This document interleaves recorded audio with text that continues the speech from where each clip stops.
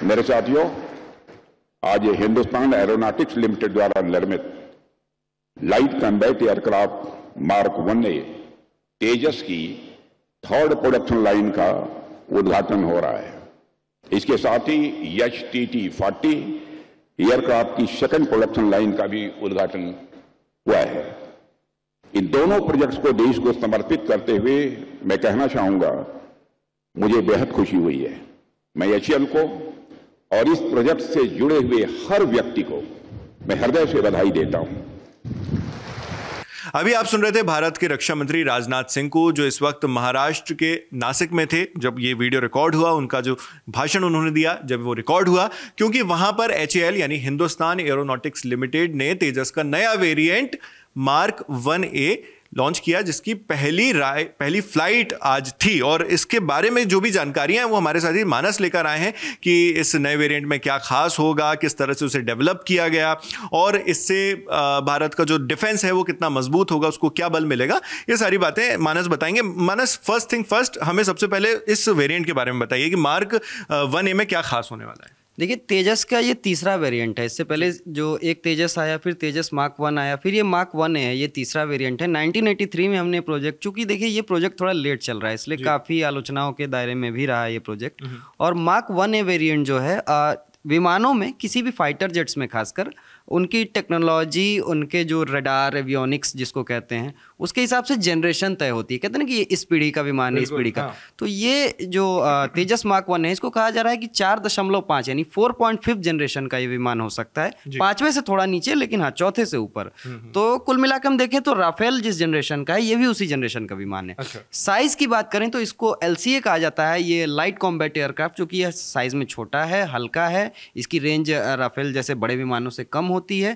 लेकिन हाँ, इसके जो रडार हैं, खासकर उत्तम रडार जो हमारे DRDO ने खुद डिज़ाइन किया है, ये काफ़ी दूर तक, मतलब आप समझिए कि 2 तरीके से रडार काम करते हैं। जो विमान की टिप होती है, आगे की नोज, उसमें रडार लगे होते हैं। उस सामने की दिशा में वो डिटेक्ट करते हैं चीज़ों को, और जो पीछे के जो फिन निकला होता है, जो पीछे जो आफ्टर बर्नर हम देखते हैं, जहाँ से आग नुमा एक वो निकलती है, इंजन का एग्जॉस्ट, उसके ऊपर एक रडार वहाँ होता है। तो इन चीज़ों पर DRDO ने और HAL ने काफ़ी अच्छा काम किया है।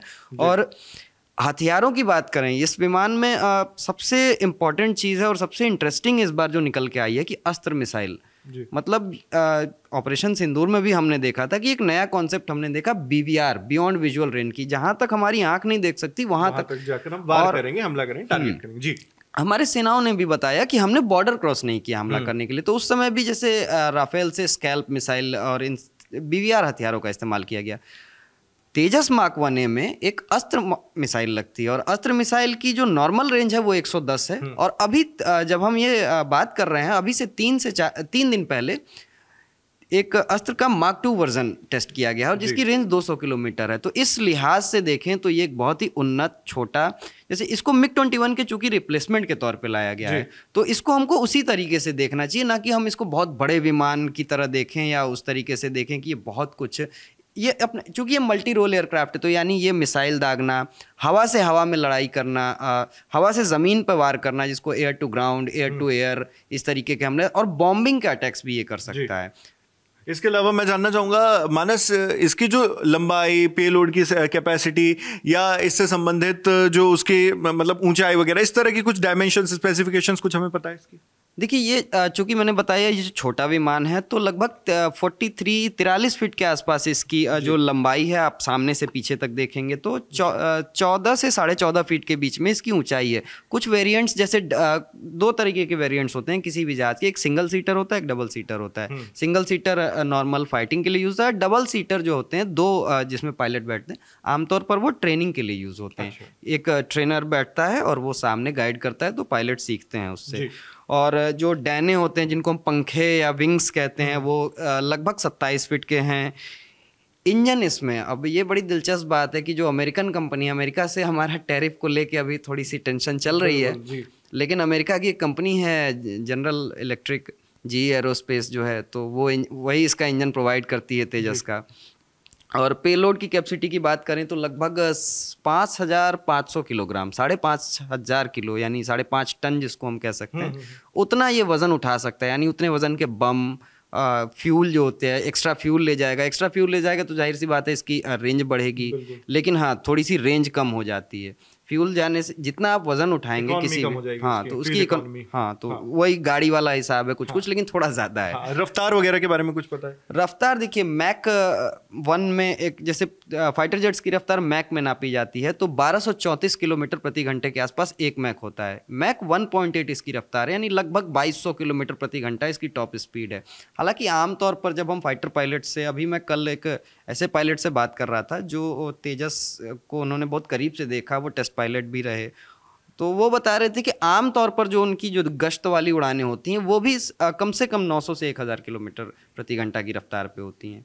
तो इस वजह से देखें तो रफ्तार के मामले में भी अच्छा है। मैनूवरिंग एक कला होती है, जैसे हमने देखा कि अब तो खैर वो ज़माना, शायद हम लोगों ने अभिनंदन वाला जब इंसिडेंट हुआ 2019 में जब बालाकोट स्ट्राइक हुई, तब हमने एक डॉग फाइट सुनी थी कि हवा में 2 विमान आमने सामने लड़ रहे। अब वो दौर जा रहा है, अब के शायद आगे की जनरेशन डॉग फाइट न देख पाए, क्योंकि हम लोगों ने वो देखा है कि किस तरीके से, क्योंकि अब BVR का ज़माना आ गया कि आप अपने ही सीमा में रह के आप हमला कर सकते हैं। तो उस लिहाज से अगर डॉग फाइट के लिहाज से देखेंगे तो कोई विमान अगर हमारी सीमा में घुसता है, कोई दुश्मन विमान आता है, तो उस लिहाज से ये बहुत ही एक शानदार विमान तेजस साबित होगा, इस खासकर डिफेंस के लिए। मतलब डॉग फाइट में दुश्मन को मजा चखाने के लिए काबिल है। आपने यहाँ पर जिक्र किया मानस कि एक अमेरिकन कंपनी इसका इंजन प्रोवाइड करवाती है, और मैं इसके अलावा ये भी एक जिज्ञासा है कि क्या उसके अलावा भी कोई विदेशी इसमें चीज़ इस्तेमाल की गई है, या इंजन को छोड़ दें तो पूरी तरह इंडिजीनस है, भारत में ही बनाया गया है? देखिए ये इंजन के अलावा कुछ कंपोनेंट्स हैं, जैसे कुछ रेडार्स होते हैं, कुछ इजराइल से हमने इसमें मदद ली है, कुछ इजराइल के रेडार लगाए हैं, और मतलब काफ़ी चीज़ें हम लोगों ने बाहर से ली है। लेकिन ओवरऑल देखें तो डेवलपमेंट वाइज और कंपोनेंट्स के लिहाज से भी देखें तो 64%, कम से कम 64% इसमें 64 भारतीय पार्ट्स लगे हैं। सारी भारतीय कंपनियां इसको बनाती हैं, और हिंदुस्तान एरोनॉटिक्स और HAL और DRDO मिलके इसको डेवलप कर रही है। DRDO चूँकि जो टेक्नोलॉजीज़ होती हैं उस पर काम करती है, HAL फाइनल असेंबली लाइन। अभी हमने नासिक में जो आज जिस फैसिलिटी में थे रक्षा मंत्री हमारे, वहाँ पे तेजस की एक तीसरी असेंबली लाइन का भी उद्घाटन किया उन्होंने मार्क 1 के लिए। तो अभी तक 2 असेंबली लाइन थी जहाँ ये विमान बनाए जा रहे थे, अब एक तीसरी असेंबली लाइन भी होगी ताकि रफ्तार मिले थोड़ी सी प्रोडक्शन को, क्योंकि हमारे एयर चीफ जो हैं, air chief marshal AP Singh और कई लोग इस चीज़ को समय समय पर चिंता जताते रहे हैं कि 42 स्क्वाड्रन होनी चाहिए हमारी एयरफोर्स में, एक स्वीकृत संख्या जो है भारत की सीमाओं को और देश के साइज़ को देखते हुए कि 42 स्क्वाड्रन होनी चाहिए। हमारे पास इस समय सिर्फ 29 स्क्वाड्रन है, तो ये एक चिंता का विषय है, और उस गैप को भरने के लिए हमें इसकी जल्द से जल्द डिलीवरी चाहिए।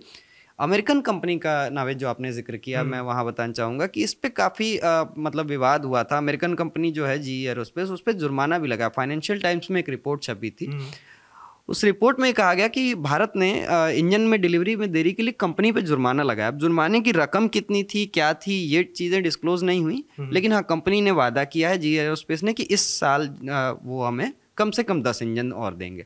अभी से 4 से 5 इंजन की डिलीवरी आ चुकी है, जैसा अभी हमें पता चल रहा है। HAL में जो हमारे जो भी सूत्र हैं वहाँ से वो बता रहे हैं कि कम से कम 4 से 5 इंजन अभी आ चुके हैं, और आने वाले टाइम में ये इस रफ्तार को और बढ़ाने का इरादा है, ताकि ये जो गैप फिल करने की बात है कि जल्दी से जल्दी पहले गैप फिल किया जाए, क्योंकि संख्या बहुत मायने रखती है। आप अगर 100 में जाते हैं, किसी देश पे आप हमला करते हैं, तो ज़रूरी नहीं है कि आप 4 जेट्स लेके ही जाएं, आप भारी भरकम मिशन के हिसाब से भी आप तय करते हैं।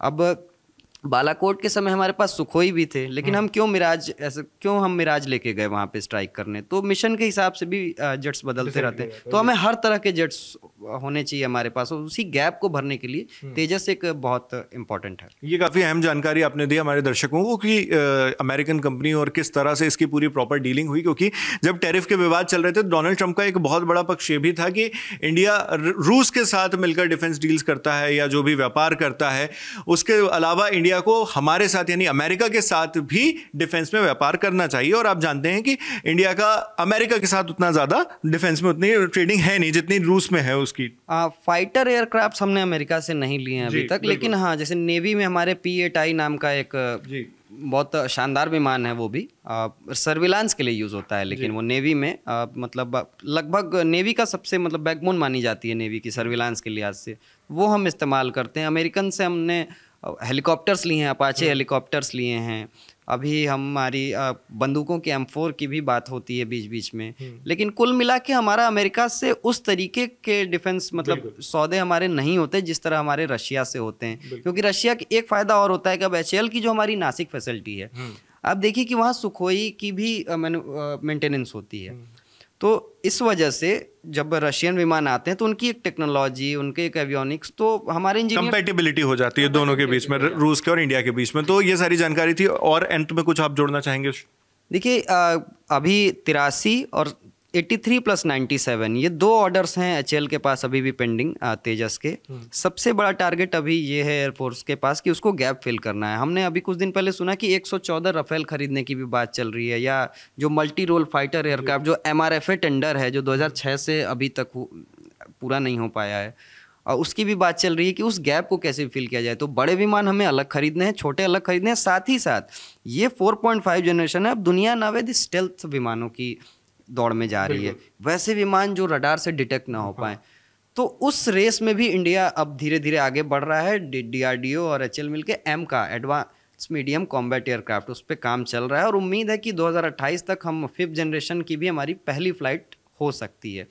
तेजस की जहाँ तक बात है तो तेजस के पहले सबसे बड़ा टारगेट अभी यही रहेगा कि जितने इसके ऑर्डर हैं वो सारे आ जाएं। ऑर्डर बुक पहले कंप्लीट हो HAL की, क्योंकि HAL कई बार इसी चीज़ को लेके सवालों के घेरे में भी रही है कि हम ऑर्डर बुक में काफ़ी डिले है। एयर चीफ हमारे इवन इस पे मतलब उन्होंने नाराज़गी तो नहीं कह सकते, लेकिन हाँ एक उन्होंने कंसर्न। हालांकि वो एयरफोर्स की चुनौतियां हैं उस तरह की कि अभी हमने ऑप सिंदूर में देखा, चूंकि हमारे पास पायलट्स हैं, ऐसे काबिलियत हैं, क्योंकि एयरफोर्स में कहावत है it's not the machine it's man behind the machine. तो पायलट्स हैं हमारे पास, हम सब कुछ कर ले रहे हैं, लेकिन इसका मतलब ये नहीं कि चुनौतियां कम हैं या हमें ज़रूरत नहीं है। तो सबसे बड़ा टारगेट अभी यही है कि HAL अपनी डिलीवरी जो टाइमलाइन के हिसाब से पूरी करे, और हम MCA पे फोकस करें जो हमारा 5th जनरेशन फाइटर जेट। और हाल ही में आपने देखा भी ऑपरेशन सिंदूर के दौरान हो या किसी भी आर्म कॉन्फ्लिक्ट के दौरान हमारे देश के जो इंडियन एयरफोर्स के पायलट्स होते हैं वो किस तरह दुश्मन को छक्के छुड़ा देते हैं। कितने भी वो जनरेशन का विमान लेकर आ जाएं, फाइटर जेट लेकर आ जाएं, हमारे जो इंडियन एयरफोर्स के जवान हैं वो उनको मात दे ही देते हैं। और अब एक नया एडिशन हमारी इस रेंज में जुड़ गया है और तेजस का नया वेरिएंट अब आ चुका है। जो भी जानकारी हमारे साथी मानस ने दी वो आपको कैसी लगी हमें कमेंट बॉक्स में लिखकर जरूर बताइएगा। बाकी इससे जुड़ी और जो भी अपडेट्स आती जाएंगी जिस पर हम लोगों ने अभी चर्चा की, जो अभी शुरुआती स्टेज में है या जो भविष्य में होने वाली उससे भी जुड़ी खबरें हम आप तक लाते रहेंगे। मैं नावेद हूं, कैमरे पर आलोक हैं, देखते रहिए दी लल्लन टॉप।